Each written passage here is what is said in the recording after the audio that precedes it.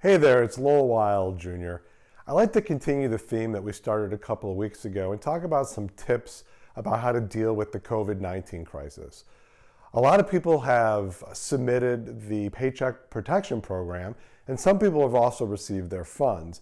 I'd like to talk about some of the questions that people have sent in to me about it. First of all, if you haven't yet submitted, you can still do so. I know that some banks were late to allow the application to come in, but that's still an opportunity for you to do so. So don't feel discouraged if you haven't yet done it. Go ahead and get that in.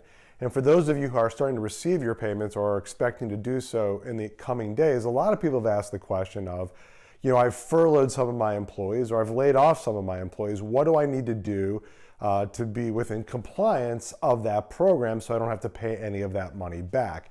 Well, essentially, you used an average amount of payroll over the last year, and you have to have that amount of employees back in about 6 to 8 weeks after you've received the funds, and then you have to submit that amount.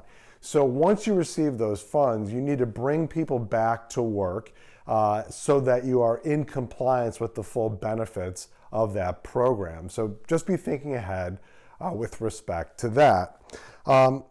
Also, I've had a lot of people talk about what things can they be doing during these down times. And I would say one of the best things that you can do is work your accounts receivable. Have either you or your team working your accounts receivable. There's probably lots of money that is sitting out there that hasn't been worked as well as it should be. And now with this downtime, you can put yourself or your team to use and work that AR. I can tell you, we are keeping our people who are working AR in place full time, and they are still bringing in a lot of money. So the cash that we currently are bringing in is really mostly due to working that AR.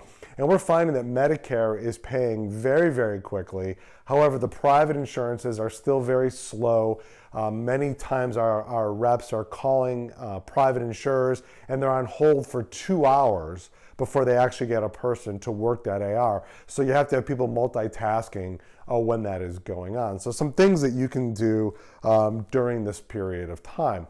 I was also having a conversation with a friend of mine who was saying, these are really unique times, which we all know. And he said, besides the fact that people are dying, which is terrible, and businesses are interrupted, which is also terrible, looking at the bright side is the opportunity that we have to spend time with our families.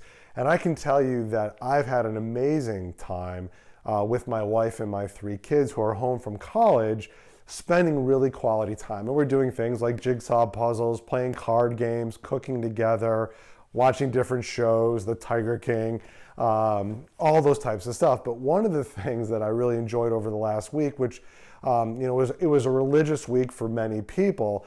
And so on Easter, historically, when my kids were little, we had an Easter egg hunt.